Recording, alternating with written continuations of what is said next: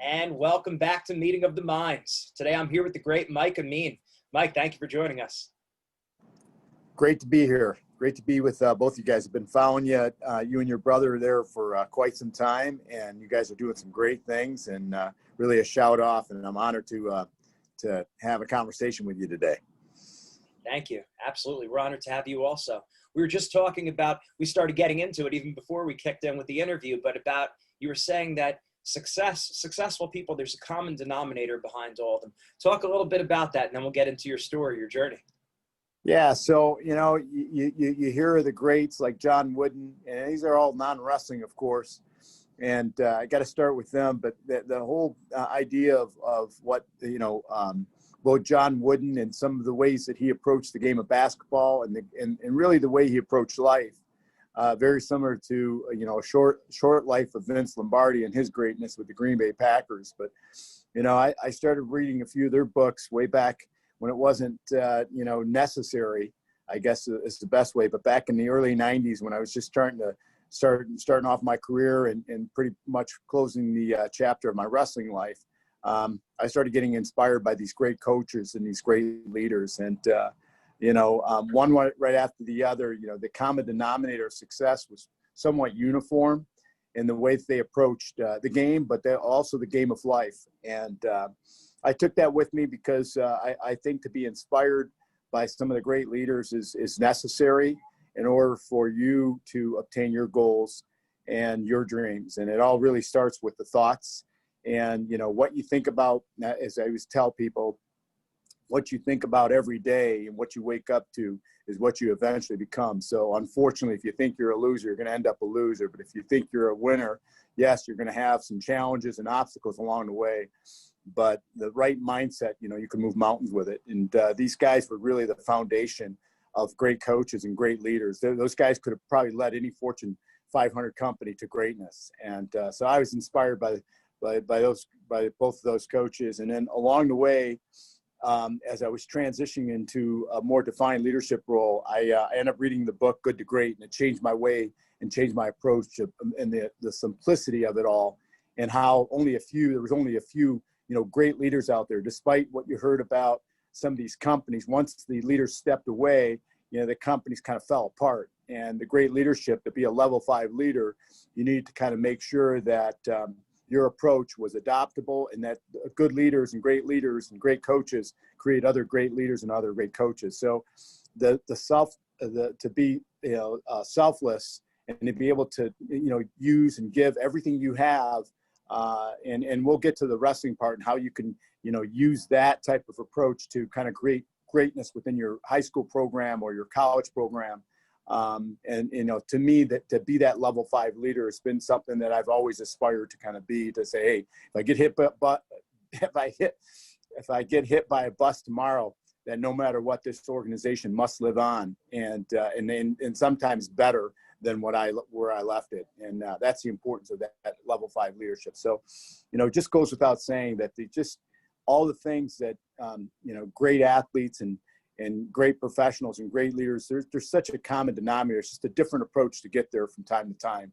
But the idea of hard work, perseverance, and having, you know, clearly defined goals with the right type of attitude and mindset, it's going to take you a long way. Oh, yeah. Those two leaders you brought up, the John Wooden and Vince Lombardi, I don't know if you remember at the turn of the century, they did Sports Century for ESPN. They named them the number 1 and number 2 coaches of the 20th century. And I think Dan Gable was top 10 on the list also. Yeah, and we'll get to Dan Gable because he's another, you know, phenomenal leader. And again, some of the things that he accomplished in the sport of wrestling, as I always say, that very few coaches, no matter what sport they coach, were able to do what he was able to do at Iowa. And he still continues to inspire people. And it looks like you talk about a devotion to wrestling. It's Dan Gable. He absolutely depicts that, and he's another guy that you really want to look up to and watch what he does. Not always as he says. Well, listen to what he says, but watch what he does and the way he approached, you know, his mindset and the way he approached his wrestlers, and 100% belief in anybody he recruited. And even as I recall of being fortunate enough to have wrestled against him my senior year, and and bringing down Iowa after 17 years. That was a team effort, but I got to know him a little bit, and actually had a few beers with him not too long ago at the one of our coaches, Dale Barr, got inducted to the Hall of Fame, and Dan was there and had a few beers and kind of picked his brain. Unbelievable what just the way he approached, wrestling. And I asked him just a real quick, what was his secret to like recruiting and that sort of thing. He said, he wanted to hear, the guys he was recruiting, they want to win a national championship their freshman year.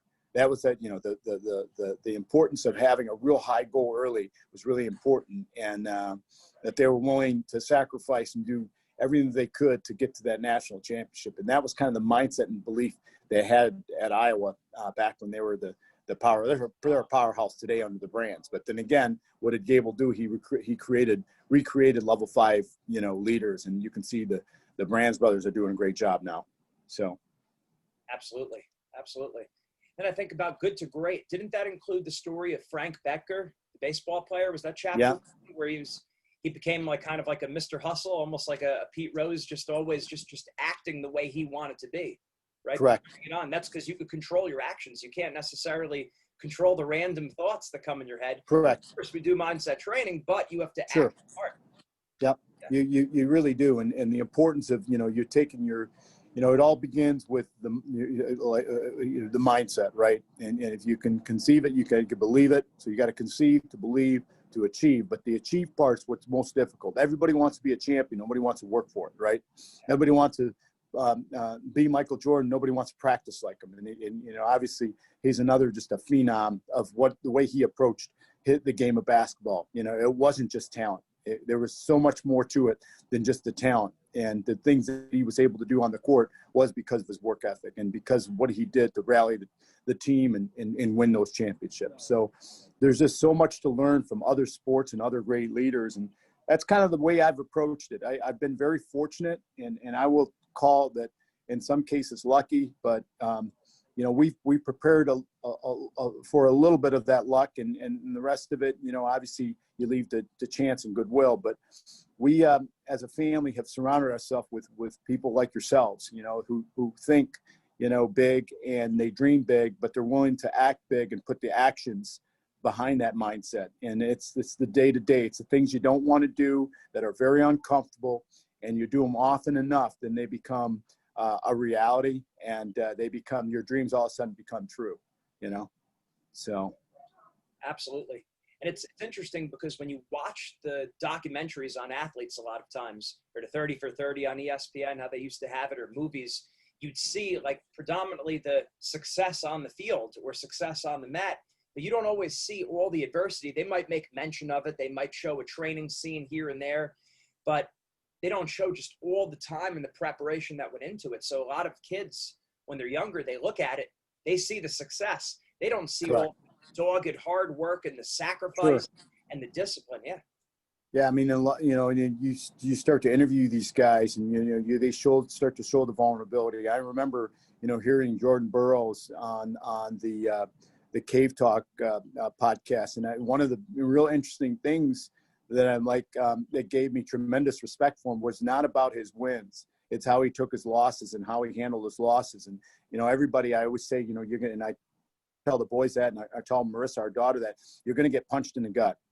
It's not that you get punched in the gut and you get knocked down. It's how many times you get it punched in the gut, kind of like Rocky, and still, come up standing and swinging. So he showed his vulnerability, and he was able to kind of share with us the story after the 2016 Olympic Games and what happened on the cab ride home, and just to kind of bring everybody up to speed. But the first time around is all the paparazzi and unbelievable waiting for him at the California to watch, I believe, Los Angeles airport, and got on to Jay Leno and got on to get some pretty much big time TV. And then the second time around, he's expected to win it, ends up not doing well, not having his best tournament. And that just goes to sometimes you can put in your all and sometimes not get the results you're looking for. And he says, he literally had to, nobody was at the airport. He ended up flying back to, I think, Omaha or something like that. And nobody was at the airport waiting for him with any signs. He actually had to get a cab ride home. And it just showed you, here's a great champion who really leads by example that everybody looks up to, who also got punched in the gut, and he was able to be resilient enough to still deal with it, and it humbled him. So everybody needs that. You know, you start to read your own, and I always talk to the boys about this, the importance of just read enough about your success, but put it away, because if you start to read those headlines and those news stories, they give you this false confidence, and it brings you down. So I would say, you know, put that away until you get my age, and then you can kind of go back and brag a little bit, you know. That's it. But you got to put those articles away from time to time, and you have to persevere and not read your own print. And it's just not a matter of if, it's when it happens. The best, sometimes, again, they put all the effort in, they put all the work, they put the sacrifices. And again, you just start to see these great champions, especially, you know, again, on the wrestling mat, and the sacrifices they have to make with their families, their jobs, their careers, you know, their money, their lifestyle, sometimes, you know, not staying in the most desirable hotels and traveling to not the most desirable countries, and all the things that these guys do to just, again, win a medal that doesn't always give you fame and fortune, you know, but it gives you tremendous, I think it gives you a tremendous track to run on, because, you know, it's like Dan Gable said, right? Another great quote from his is, you know, once you wrestled, everything is easy, right? And so that's what it does. It builds that foundation. So. Absolutely. So many great points you hit up there. Like you said, the vulnerability. I remember seeing Jordan Burroughs speak at a camp, and he said that his freshman year of college, he had something like a 500 record, maybe a little bit more. You know, he was a high school state champ in New Jersey. Sure. And his freshman year of college, he said, maybe I'm not cut out for college wrestling, thought about quitting. And how many athletes do we see? They think that, and then maybe they quit. You never know who could have been the next Jordan Burroughs if they would have kept going. Well, I was going to share, you know, I like to kind of like, and I don't read books cover to cover. I think my ADHD kicks in, but I get pretty much the premise of just about every book I pick up, and I read enough through it to kind of get the messaging. And there's a book called 212, and it just talks, this really kind of speaks volumes of what you just talked about, the importance of that extra 1% effort. And just, you know, sometimes the greatest of the greats were just about to quit, and then all of a sudden, you know, something happened, and then that something happened kind of what gave them that edge to really find all their success. And that was really what it comes down to. It's just that 1 degree, that added effort, just about when you're about to quit, but you persevere anyway, and all of a sudden you start to find yourself. And you start to find your way. And then all of a sudden you start to understand all those sacrifices, all those setbacks, all those heartaches. They all kind of, it all makes it worthwhile, you know, so. Absolutely. I never read the book, but Zeke Jones sent our team that video at the University of Pennsylvania. Got my mug here. And he sent that over to us, that, you know, water boils at 212. 212, so yeah. That's right. So that was an excellent thing right there. And big shout out to Cave Talks over there. We'll drop a link in the YouTube show notes so everyone could check that out. They're doing great things. Go ahead. Tell me. No, go ahead.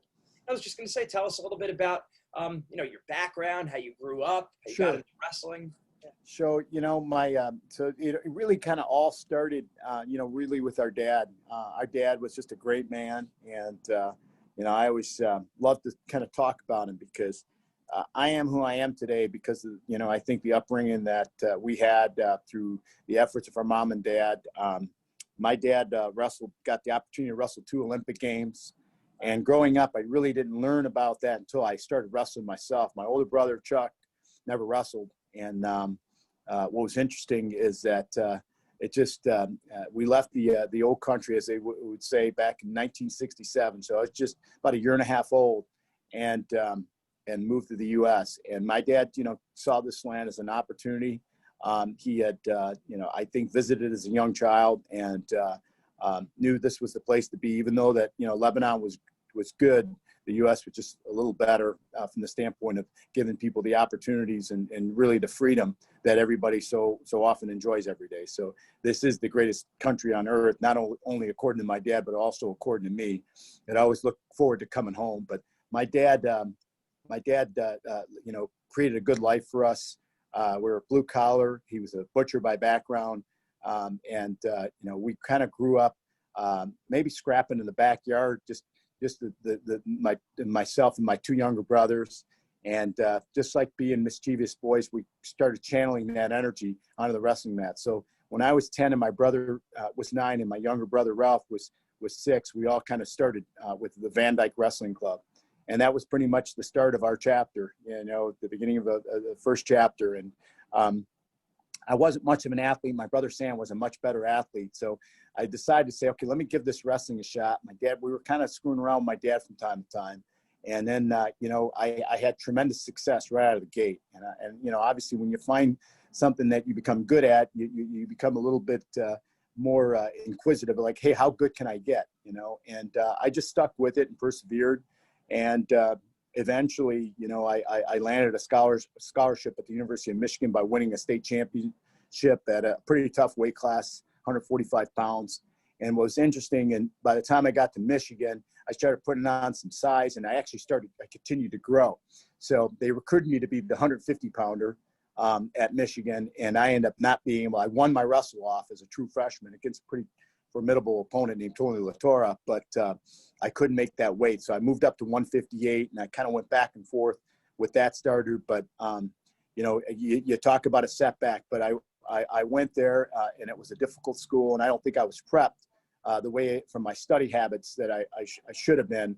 And I had, I became academically ineligible, even though I could have, been in the starting lineup. So I kind of took a redshirt year and really kind of due to my own actions and say I take full responsibility. That just goes to show you when you approach college, you got to, have this life balance between wrestling and academics has to be your priority. And I don't think I made it a priority. I just thought I could go there, and I was wrestling really tough. I ended up 13-5 as a freshman, true freshman, which isn't a bad record, and could have made the lineup, but academics pulled me back. And so I got my act together.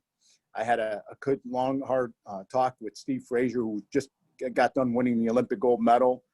And, he really was a great mentor for me and a great workout partner for me. But I got to talk to him and the late, great Joe Wells from Oregon State, who also kind of lit fire underneath my butt to kind of stay focused. And the deal that I had made with myself and with my coaches is that I wouldn't miss class again. And I didn't. So despite meeting a girl who would eventually become my wife, I was literally very committed, and the big word's committed, to my academics. And I finished just under a 3-point, my college career with just under a 3-point.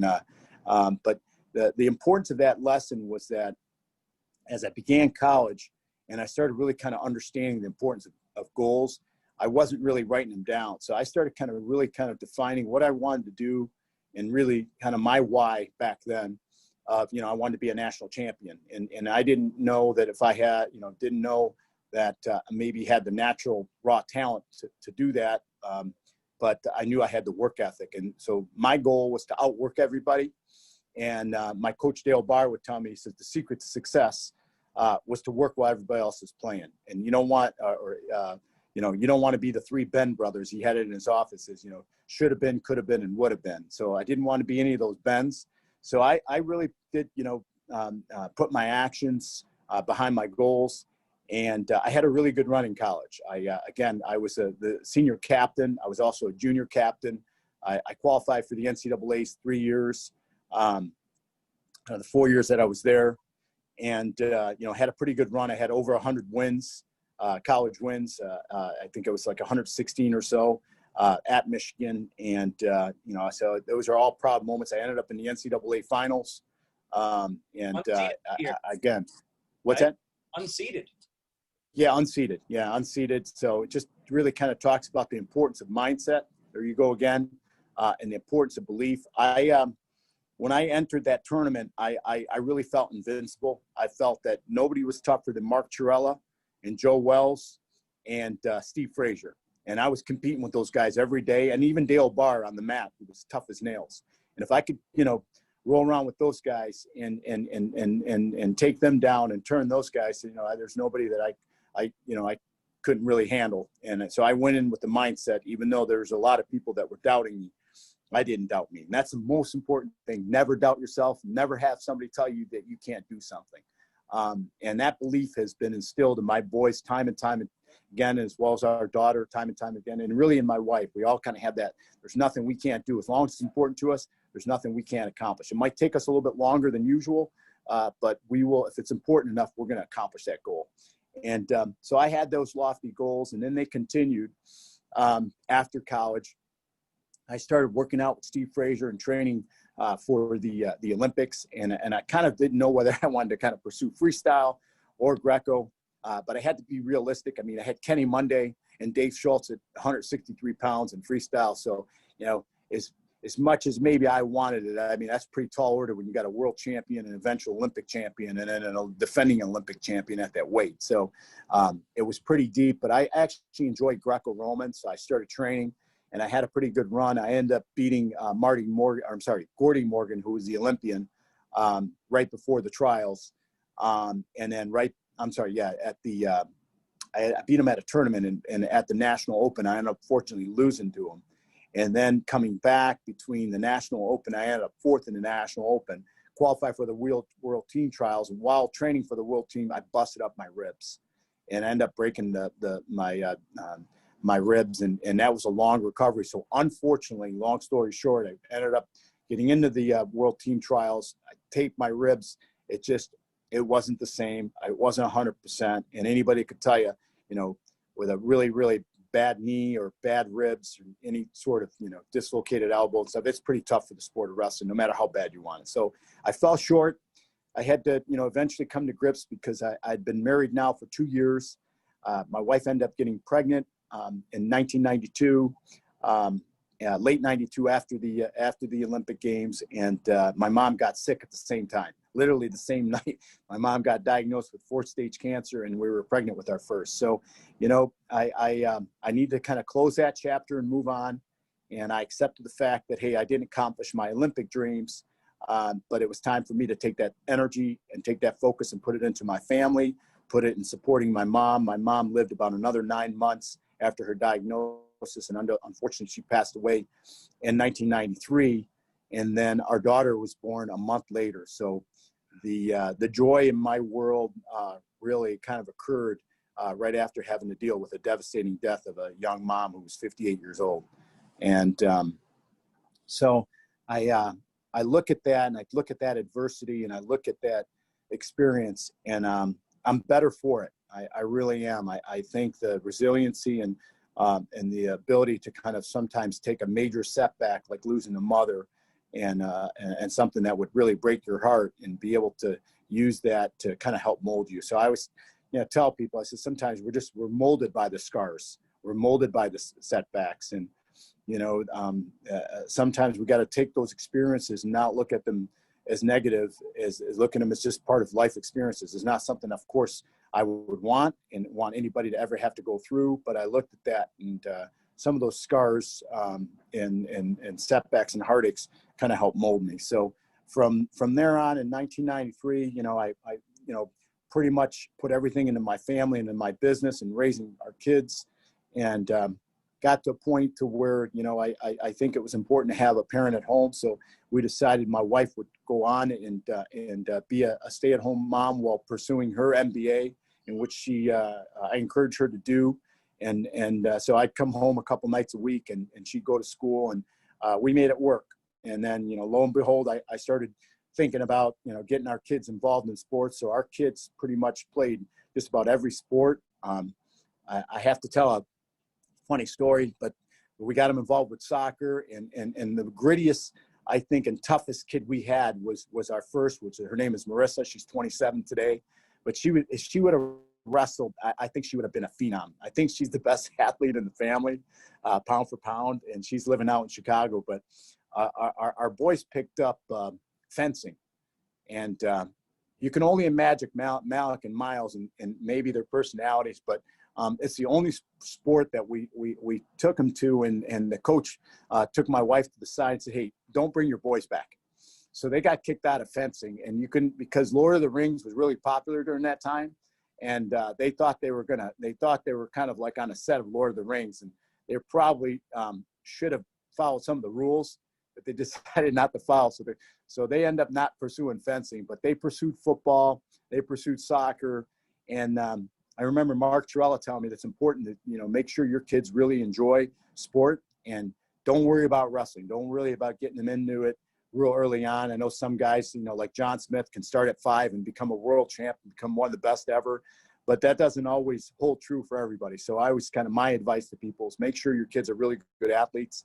And that's kind of the advice Mark Torella gave me, and make sure that you're just positive reinforcement, positive reinforcement, positive reinforcement. So kids stayed pretty athletic, including our daughter. She played travel soccer in her senior year of high school. And obviously the boys started wrestling about the same age, about 10, 11 years old. They started taking a little bit more serious in the club wrestling, which I coached. And my brother Sam helped out. But we had a pretty good run with youth wrestling, but it wasn't like, you were expecting Malik and Miles to go out there and win, multiple national championships or win, any of the big tournaments out there, which are like Tulsa or anything like that. They didn't. But they were good wrestlers and they liked it and they loved the sport. So it was really between wrestling and football and even basketball they liked playing. And I said, well, look at me. This is what you have to look forward to. You're not going to be 270 and 6'3". So football is going to be a tall order. And unfortunately, as good as, you are on the basketball court, when it comes to that, you probably need a little more height and kind of need a little bit more skill set. But at some point, if you want to compete in college at any of these sports, and that's kind of conversation I had with both of them, you got to kind of see where what you're going to be really good at and what you're going to be very competitive. So they both decided on their own, without me forcing it, that they were going to wrestle. And what's interesting is Malik was a little over a 500 wrestler as an 8th grader. He was 4th in the state, kid state. And so he wasn't even a state champ, but he lit it up freshman year. He went on and became all-state, took 5th in the state, ranked number 2, pretty much the second half of the season, and at 112 pounds. And then, Miles was really right behind him as an 8th grader. And then, the rest is history. Miles, I think Malik was in the finals 3 times. He was a finalist and a state champ and a state champ, nationally ranked, did pretty good in some national tournaments. Miles followed suit by becoming a 3rd as sophomore, and a 2-time state champ, and then both those guys got recruited to a lot of D1 colleges. We did take some visits to various colleges, and they both pretty much had settled on Michigan because I think they got to have a great recruiting trip there. Again, without me forcing their hand, they had a great experience on campus. They had both Malik had visited Ohio State and has tremendous respect for Coach Ryan, what he's done, but I think it was a little too far from home. And, at the end of the day, he's kind of more of a homebody. Miles was less of a homebody, but really kind of wanted to evaluate his options. But we went out to Arizona State. We went out to Rutgers, all great programs, all great people, great guys and coaches. We went out to Purdue, Indiana, Northwestern. So he took like 4 or 5 recruiting trips. And then again, he decided on Michigan. And I wanted to make sure that he wasn't going there because of me or because of his brother. And I think that had something to do with it without him coming out and saying it. I think that legacy was important, but I don't think it was the only factor. But he made his own decision to land there. And then, they had a really good run. And I look at those experiences, not only for them, but their community. And when I say, when you walk out there, you're not just wrestling for yourself. I know that you ultimately determine the result, but you're carrying your family name, you're carrying the university, all the fans, and you're pretty much your entire community, your high school. That's what you're carrying out there. So you got to make sure you conduct yourself, the way you should conduct yourself with respect and respecting your opponents, not fearing them, but definitely respecting your opponents. I don't like the antics. I just say, if you lose, it's okay to hate to lose. There's nothing wrong with hating losing more than you like winning, but get it out, walk out. If you have to walk outside and get out of the arena, get out of the arena, get out of there, but don't go out there and really kind of, again, because you're representing your family and your community, you gotta be professional about it. And a lot of people will point to a lot of guys who didn't handle that right. And you don't want to be one of those guys, and so it's just, we've had such a great experience. And again, I haven't been able to witness a national championship, with Miles coming close, and then, and Malik wanting to be an All-American and him not achieving his goals. But I wouldn't change the experiences for any of those things, because the experiences that as parents that we've had and how proud we are of both the boys is tremendous. That's great. So many good points there. And like how you said, the balance between you could do anything, but at the same time having a reasonable assessment of what sport they were going to do. So it's both of those. Like some people are overly realistic and just that whole thing. And then the other people are just maybe too much like, hey, you could do anything without sizing it up. You need to have that balance. I think that's important. Yeah. I think you have to have, go ahead. No, I think you have to have realistic expectations. I mean, you really do, of yourself, and really set goals that are going to challenge you like no tomorrow, but are not going to disappoint you, because maybe you just don't have the time, nor the resources, nor maybe the energy to really determine that this is the why you're doing it, and it is it's difficult, because we set these expectations for a lot of these freshmen coming in to do the X, Y, and Z, and as, again, I just go back to my own story. Hey, you can be there, you can go there to be a good wrestler, and that may turn out the first semester or two, and then you get thrown out of school. What good has that done anybody? So it's a lot of these kids, unfortunately, are not set the right expectations of what, this work-life balance of what you have to do to get prepared for college. And then working with you guys and the importance of being able to manage the schedule, manage your mindset. So when you're wrestling, you're wrestling. But when you're not wrestling, you should be turning that off and turning on your academics. And then the same thing with your social life. Hey, you don't constantly talk about wrestling in your social life. You got to kind of find a way to separate that. And I always talk to people about that, the importance of shutting it off. And it's hard to do. If you're at work, you're working. When you're not at work, don't work. Try not to work. With your family, spend time with your family and enjoy that. You're out with your friends and you're trying to be social, great. Don't talk about wrestling or work. So it really does kind of changing of the mindset's really important, and on how you approach those things. Absolutely. And there's a lot of different balancing acts like that. Like another point that you mentioned earlier was that, hey, you don't want to get involved in your own hype. We always tell the athletes, if you get the newspaper articles, put them in a shoebox. Don't look at it till after the season, so you're not getting caught in that moment. But then at the same time, you're also representing a lot of people too. So it's like one of the things we tell the athletes before they go out there is don't think about all the people they're representing. But at the same time, like you said, there's that balance, because when it comes to how you conduct yourself, you have to remember it's more than just you out there. So you don't want to have all that extra weight on your back, the pressure, like I don't want to let all these people down. But at the same time, you still need to be aware it's not just you. You're wearing a team singlet. You have a family name, all of that. Yeah, right? And that's what I want to make sure that message isn't misconstrued about, hey, the one thing, again, Kyle Dake says, hey, you can't measure pressure. Pressure is something that we put on ourselves, but it can't really be measured. And the one thing that I just want to make sure that people understand, you understand you're wrestling for your family stuff, but at the end of the day, it's still just a sport.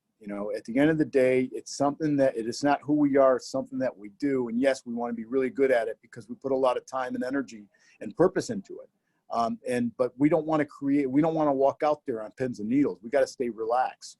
And some of the things I've learned along the way of the do's and don'ts is, our jobs as parents and coaches is to make our sons and daughters, making sure that they feel relaxed, that they're not walking out there, that they actually having a good time when they're out there, that, hey, a lot of the work's already been done.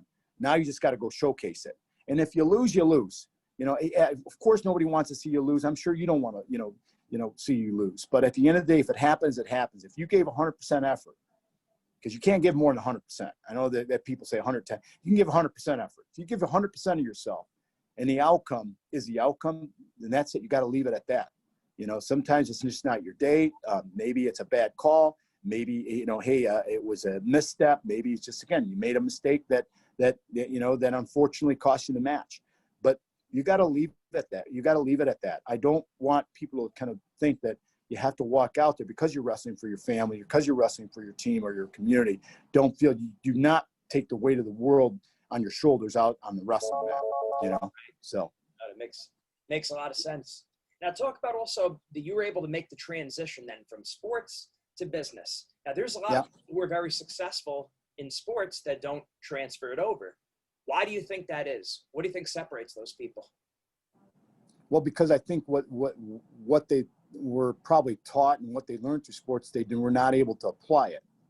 And that's the unfortunate thing that I've seen with a lot of wrestlers, that I would have assumed that once they had this national championship under their belt, that they were going to be super successful no matter what they pursued, just because they were going to throw that same mindset into their careers and into their families. And unfortunately, for a few of them, it's just been a disaster. I say more so than not, wrestlers make the best employees in the world. They make the best leaders in the world. And I might be a little biased, but you just don't have to take my word for it.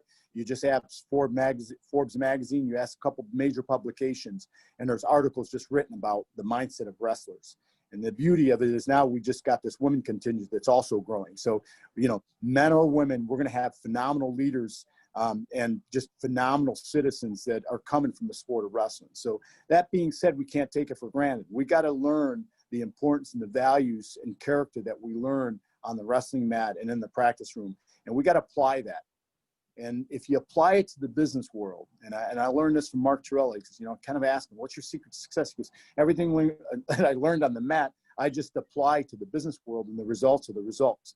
And he's had phenomenal results, obviously, in his business venture. So I kind of looked at, obviously leaders, great leaders and great mentors of mine, and I kind of say, well, what were they doing? How do they apply it?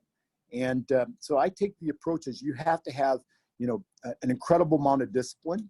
You have to outwork, your competitors. I may not have the talent of my competitors. I may not have, the Harvard MBA that some of my competitors have. But I know that I can do one thing, and this is, going back to mindset. I know I can outwork them, and over time, I'm going to learn from some of the mistakes.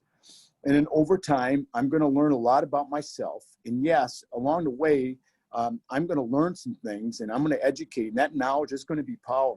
And at some point, I'm going to set the bar, so high it's going to challenge me.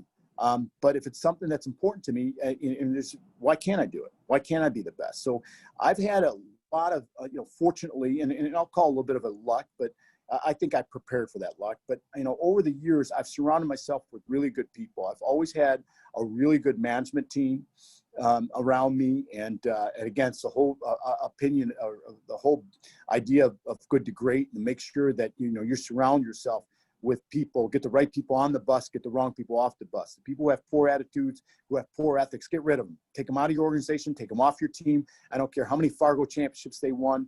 They could destroy the culture. They can destroy your team. So culture is really important to me. And having people who have a positive outlook, who are just good people with good character and good values, is important to any organization, despite the talents that they may bring to the table. That's important, but we can't just recruit to talent. We've got to do more than that. So my approach has always been, obviously work really hard. You got to be disciplined. You have to be well organized. You have to over-communicate your vision, over-communicate your value, and over-communicate, the importance of how we communicate with each other, so we set the right expectations. This is what I'm going to do, and this is what you're going to do. And we're going to talk about it, on an ongoing basis, so that we always know where we stand. The importance of clearly defined roles and responsibility, the importance of goals for any organization, even for a family and for a team, is always relevant. You got to write it down. People have to commit to it. It's got to be in writing. It can't just be verbalized. But then you also have to, this thing about accountability. You have to hold yourself accountable. As a leader, I'm always holding myself accountable, and I'm making myself vulnerable that, hey, I don't have it right, 100% of the time. I'm making mistakes every day, and I'm failing forward. But at the end of the day, it's important that it's clearly defined, and that the goals and objectives for the organization and for yourself are clearly written and clearly understood, so that there's nothing to guess. So in doing that, I've had a pretty good run. We were the National Firm of the Year for MetLife, a Fortune 35 company, and we did it in a time to where it was the worst, we had the worst economy in the country, being Michigan. And it was 2008, and we're the National Firm of the Year when everybody, again, was running to the hills and putting their head on the desk because of the stock market and because of what was happening in the financial services industry. We went to work, And we were recruiting more people than most of the country. We were developing more people, and then we saw people in motion and money in motion that was following them. So I looked at that as, unfortunately, a setback became an opportunity for somebody like me and my leadership team. So I just continue to build on that year after year. And, in 2016, I took the leap of faith after MetLife decided to shut its doors to distribution. And I started Wealth Strategies Financial Group. We've been at it about 4.5 years. Last year, we became a gold standard, winning the International Gamma Gold Award, which really sets us apart from a firm standpoint around the world. And we're going to continue, and again, not to read that print and continue to build on it. But in every category, we were up double digits. And this year, we had some setbacks during COVID in March and April, but we recovered. And, we went from being down 27%. Now we're up I think 14% as of last week. So to me, that's a good recovery, and we're just trying to become better every day, 1% better every day. So, the old adage of iron sharpens iron, and make sure you surround your people with, surround yourself with people who are better than you. I kind of try to live by those rules and just find something that, I know the areas I'm good at. I know the areas that I struggle with. But I make sure that within the organization, I have somebody who complements that. So case in point, how do you relate this back to, coaching? So if I know I'm a really good recruiter and a good organizer, then I may need to find a really good technician or somebody that can really kind of relate to the day-to-day life of the wrestlers that are on your team. So that's why I think when you start to look at your coaching staff, you do not want to recruit people who are exactly like you, because a lot of unfortunate bad things can happen. So the importance of just having a well-balanced coaching staff and really kind of define, well, what are you trying to accomplish here? What's the vision? What's the goal? It should be shared. And I've challenged, Sean Bourmet with that, and just making sure that everybody understands what's the vision is, what the objectives are for the team, so that we want to be on that same bus, because obviously it takes a whole community to win a national championship. And no better, understood than Penn State. And what they've been able to do. It's been great for the sport. As much as I know they're a competitor, they're really an ally at the same time, because they're good for our sport to show, hey, yes, like Iowa, they can dominate as well. And they have a different approach than Iowa. So they ultimately get the same result, but they may have a different approach. And there's not just one size fits all when it comes to running a company or running a successful team. So I look at that and I see what Cale Sanderson and he's got a phenomenal coaching staff. It's not just Cale that's responsible for all that success. His coaching staff is really second to none, and they do a lot of different things well.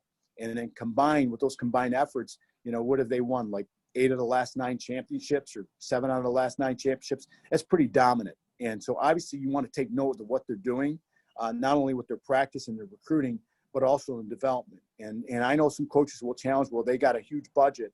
Well, you know what? You don't always have to have a huge budget to create a winning team. You still have to create the culture. You still have to create, good roles and responsibility and expectations for the coaching staff, so that everybody can kind of row in the same direction. So. Absolutely. Oh, so much great stuff. But yeah, like you said, having that personal accountability, surrounding yourself with great people, those mindset qualities of a champion, perspective, you roll them all together, you get Mike Amine. Well, yeah. No, great stuff. Awesome. I appreciate having you, Mike. Yeah, it's great to be again with you guys, and really kind of just sharing, the things that I felt like have been, instrumental to really kind of molding me as a man, as a father, as a coach, and everything in between, and as a leader. So I want to continue to do that. And guess who I just have walking in right now? So Malik is just popping in. He's coming back, but hey, he went up, from G? working out. What's going on? How you doing? Good. Good. Looking good. You guys doing the call? Yeah. Podcast? Yeah. We're just finishing up. We're just wrapping up. So, hey, I'll get with you.